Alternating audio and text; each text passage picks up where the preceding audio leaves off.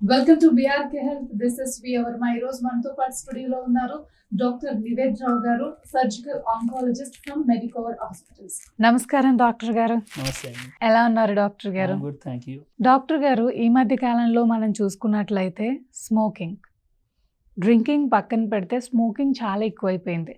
ఈ స్మోకింగ్ వల్ల ఎక్కువ లంగ్ క్యాన్సర్స్ వచ్చేస్తున్నాయి, థ్రోట్ క్యాన్సర్స్ వచ్చేస్తున్నాయి, టంగ్ క్యాన్సర్స్ వస్తున్నాయి, టీత్ క్యాన్సర్స్ వచ్చేస్తున్నాయి. అంటే ఓవరాల్గా చూసుకుంటే సగం క్యాన్సర్స్ ఈ స్మోకింగ్ వల్లే వస్తున్నాయి. ఈ గుట్కాలని, తంబాకులని ఇక నవ్వుతూ ఉంటున్నారు. నేను ఒక చిన్న పిల్లాన్ని చూశాను డాక్టర్ గారు, నడుచుకుంటూ వెళ్తుంటే వాడికి ఒక 10 ఏళ్ళో 11 ఏళ్ళో ఉంటాయి. వాడు స్మోక్ చేస్తున్నాడు ఒక చిన్న బండి వేసుకుని వచ్చేసి. అంటే అసలు సమాజం ఎటు వెళ్ళిపోతుందో పక్కన పెడితే వాడికి పుట్టే పిల్లలు ఆరోగ్యంగా పుడతారా డాక్టర్ గారు? వాడికి క్యాన్సర్ వస్తే జెనెటికల్గానే వాడి బిడ్డకు కూడా వస్తుంది. ఈ అవగాహన వాళ్ళకి ఎలా కల్పించవచ్చు డాక్టర్ గారు, మీరే చెప్పాలి. మీరు చెప్పినట్టు డెఫినెట్లీ స్మోకింగ్ వల్ల మనకు ఆల్మోస్ట్ హెడ్ టు టో అన్ని ఆర్గన్స్ కూడా క్యాన్సర్స్ అయ్యే రిస్క్ ఉంటుంది. ఎందుకంటే మనకు ఓన్లీ ఆ స్మోక్లోనే more than 70 risk causing carcinogens అంట. ఎస్ డాక్టర్ గారు. మోర్ దెన్ 70 కార్సినోజన్స్ వరకు ఓన్లీ ఆ స్మోక్ ఒక దాంట్లోనే ఉంటుంది. అయితే మనకు ఇష్యూ వచ్చి ఎక్కడ ఉంటాయంటే ఈ స్మోక్లో మనకు నికోటిన్ ఏవైతే మెయిన్ క్యాన్సర్ కాజింగ్ సబ్స్టెన్స్ ఉందో, సో దానివల్ల ఏంటంటే ఎడిక్షన్ అంటూ వస్తుంది. So that nicotine is addictive factor. Okay, ఈ ఎడిక్షన్ ఎప్పుడైతే మనకు స్టార్ట్ అవుతుందో డోపమైన్ రిలీజ్ అయిపోతుంది, బాడీకి వెళ్తుందో అప్పుడు అది మనకు బ్రెయిన్ సిగ్నల్స్ ఇవ్వడము, feel good factor, dopamine release అవుతుంది, ఫీల్ గుడ్ ఫ్యాక్టర్ రావడం కానీ. సో ఆ నికోటిన్కి ఒకసారి అలవాటయ్యి ఫీల్ గుడ్ ఎక్స్పీరియన్స్ వచ్చినాక every time they ten to crave for that feel good. So every time smoke చేయడము, ఆ స్మోక్ వల్ల నికోటిన్ రిలీజ్ అవ్వడము, అదే ఆ ఎక్స్పీరియన్స్ వల్ల they slowly ten to become addicted to smoking. మరి ఆ ఎడిక్షన్ ఎలా దూరం చేసుకోవచ్చు అంటారు? సో ఎడిక్షన్ మనకు దూరం చేయడానికి డెఫినెట్లీ మెడికేషన్స్ ఉంటాయి, విచ్ ఆ నికోటిన్ వచ్చే ఎడిక్షన్ని మనకు కౌంటరాక్ట్ చేయడానికి యూజువల్లీ మనకు టాబ్లెట్స్ కానీ నికోటిన్ ప్యాచెస్ అంటాం, విచ్ ఆర్ ఈజీలీ అవైలబుల్. మనకు మెడిసిన్సే కాకుండా మెయిన్ ఏంటంటే కౌన్సిలింగ్. ఓకే, అంటే ఇప్పుడు ఒక టీవీలో వచ్చి మేము స్మోకింగ్ వల్ల వచ్చే జబ్బులు ఏంటిది, స్మోకింగ్ వల్ల వచ్చే రిస్క్ ఏంది, ఇది ఒకసారి వినడం వల్ల కాకుండా ఎస్పెషల్లీ ఈ కౌన్సిలింగ్ సెంటర్స్ ఉంటాయి, వేర్ ఈ డీ అడిక్షన్ కానీ వాళ్ళకి ఎట్లయితే నికోటిన్ నుండి వాళ్ళని బయటకు తీసుకురావడానికి they keep on giving multiple sessions. So అది ఒక సెషన్లో మనకు వచ్చేది రిజల్ట్ కాదు, దాన్ని మనకు మల్టిపుల్ సెషన్స్ తీసుకున్నాకనే స్లోలీ ఏంటంటే ఆ ఎడిక్షన్ నుండి మనం బయటికి రాగలుగుతాం.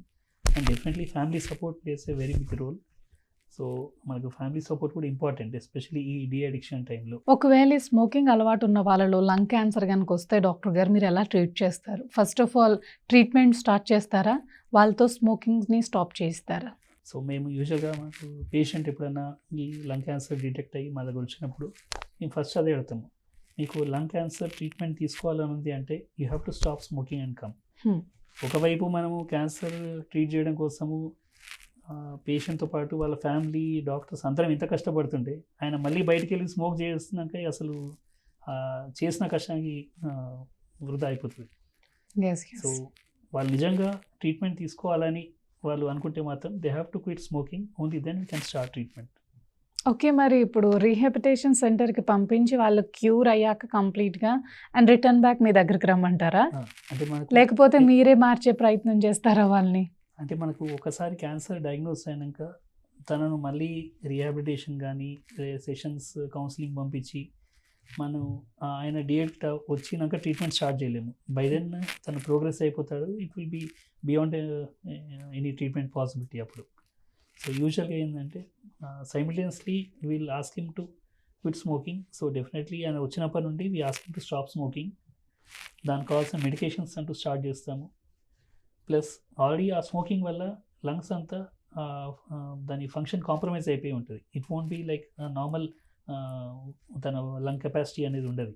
ఇక్కడ స్మోకర్స్కి యూజువల్గా మనకు ఆ లంగ్ కెపాసిటీ తగ్గిపోతుంది.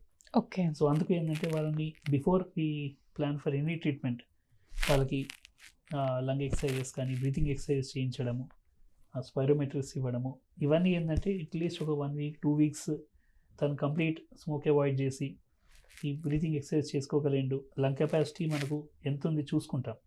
మనకు లంగ్ కెపాసిటీ మనకు ట్రీట్మెంట్కి సరిపోయేంత ఉన్నప్పుడే we can plan for any treatment. అంటే డాక్టర్ గారు ఇప్పుడు వీళ్ళు ఏం చేస్తున్నారంటే గాలితో నింపాల్సిన లంగ్స్ని పొగతో నింపుతున్నారు. దీనివల్ల ఇన్ని కాజెస్ వస్తున్నాయి. మరి వీళ్ళు ఎలా ఉన్న ఫ్యామిలీ సఫర్ అవుతుంది కదా డాక్టర్ గారు. మీరు అన్నట్టు గాలితో నింపాల్సిన లంగ్స్ని స్మోక్తో నింపాల్సింది, అలాగే మనకు బయట ఉన్న నార్మల్ ఎయిర్ని కూడా ఆ స్మోక్తోనే పొల్యూట్ చేస్తున్నారు. ఎస్ డాక్టర్ గారు. ఎందుకంటే ఇప్పుడు తను ఒక్కరు స్మోక్ చేయడం వల్ల కొన్ని తన లంగ్స్ ఎఫెక్ట్ అయినాయి, తను సఫర్ అయ్యిండు అంటే అది డిఫరెంట్. తన స్మోకింగ్ వల్ల తన చుట్టుపక్కల ఉన్న వాళ్ళ ఫ్యామిలీ మెంబర్స్ అంటే మాస్క్ వేసుకుని ఇంక స్మోక్ చేసుకోలేము. అయితే వాళ్ళు తాగి చెడిపోయింది కాకుండా చుట్టూ వాళ్ళని కూడా నాశనం చేయటం, మళ్ళీ టీ పట్టుకుంటారు ఓ చేత్తో, ఓ పక్కనేమో మళ్ళీ సిగరెట్ పట్టుకుంటారు. అసలు ఏ టీ షాప్ దగ్గర అయినా స్మోక్ చేస్తూ టీ తాగుతూ ఉంటారు. అది ది వరస్ట్ హ్యాబిట్ అని వాళ్ళకి అసలు అర్థమే కావట్లేదు. రెండు కలిపి అసలు తీసుకోకూడదు, అది కూడా తెలియట్లేదు డాక్టర్ గారు. చదువుకున్న వాళ్ళు అదే పని చేస్తున్నారు, చదువుకోలేని వాళ్ళు అదే పని చేస్తున్నారు. అసలు మరి ఏం చేద్దాం చెప్పండి డాక్టర్ గారు. ఇప్పుడు స్మోక్ చేసే వానికి ఎట్లా అంటే ఆ స్మోక్ చేయడానికి రీజన్స్ చాలా ఉంటాయి. ఇప్పుడు కొందరికి ఏంటంటే తను మార్నింగ్ ఒక స్మోక్ తీసుకుంటేనే ఆ మార్నింగ్ అనేది ఫ్రెష్ అనిపిస్తుంది, మిగతా డే అంతా నాకు యాక్టివ్గా అనిపిస్తుంది, అదొక రీజన్ చెప్తారు. కొంతమంది ఏంటంటే వర్క్ స్ట్రెస్ వల్ల నేను స్మోకింగ్ అలవాటైనాను, ఆ వర్క్ స్ట్రెస్ హ్యాండిల్ చేయడానికి I have to take a break and go have a smoke అంటారు. కొంతమంది ఈవెన్ తన డైలీ కప్ ఆఫ్ టీ కానీ ఆర్ ఈవెన్ తను మార్నింగ్ ఇఫ్ ఈ హాస్ టు తను వాష్రూమ్కి వెళ్ళాలన్నా సరే అన్లెస్ స్మోక్ చేయండి వాష్రూమ్ రాదని అంటారు. సో అట్లా వియర్డ్ రీజన్స్ చాలా చూస్తాను. పనికి మాలిన అలవాట్లు చేసుకోవడం ఏంటంటే దాన్ని జస్టిఫై చేయడానికి they will find a reason. అంతే, అంటే కప్పిపుచ్చుకోవడానికి చేస్తున్నారు ఇదంతా, అంతకు మించి ఇంకేం ఉండదు. ఇంకోటి ఏంటంటే మన దగ్గర ఇంత కామన్గా ఉండడానికి ఇంకో కారణము ద ఈజ్ ఆఫ్ యాక్సెస్ అంటాం. అంటే మీకు ఎంత ఈజీగా మీకు సిగరెట్స్ అవైలబుల్ అవుతున్నాయి అనేది కూడా ఇంపార్టెంట్. మనకు వేరే కంట్రీస్తో చూసినప్పుడు అక్కడ రూల్స్ చాలా స్ట్రిక్ట్ ఉంటాయి. Under 18 you won't be able to get a smoke or a pack of cigarettes. కానీ మన దగ్గర అండర్ 18 కాదు, ఈవెన్ అండర్ 10 కూడా తను డైరెక్ట్ వెళ్ళగలుగుతాడు. తనకు కావాల్సిన సిగరెట్ వాడికి సేల్ అవ్వాలి, వీడికి డబ్బులు కావాలి అన్నట్టు ఉంది. సో యూజువల్గా ఏంటంటే మనకు కొన్ని రూల్స్ కూడా ఉంటాయి. ఎస్పెషలీ మనకు స్కూల్స్కి ఒక సెట్ ఆఫ్ డిస్టెన్స్ వరకు యూ కెనాట్ హ్యావ్ ఈ సిగరెట్ సమరాజ్ అనేది. కానీ ఇప్పుడు మనకు ఆ రూల్స్ అనేది చాలా చోట్ల ఫాలో అవుతున్నట్లేదు. ఎందుకంటే మీకు స్కూల్ నుండి కొంచెం బయటికి రాగానే you will have a pan డబ్బా కానీ సిగరెట్ డబ్బా కానీ దొరికిపోతుంది తనకు. సో ఆ ఈజ్ ఆఫ్ యాక్సెస్ అనేది దొరికే వరకు ఈవెన్ మామూలుగా అలవాటు లేని వాళ్ళు కూడా సరే ట్రై చేద్దాంలే ఇలాంటి వీన్ జ్యూస్ వాడు అని కూడా they tend to develop this habit. అదే డాక్టర్ గారు, పులిని చూసి నక్క వాత పెట్టుకుంది అంటారు కదా, అలా తయారవుతున్నారు అందరూ.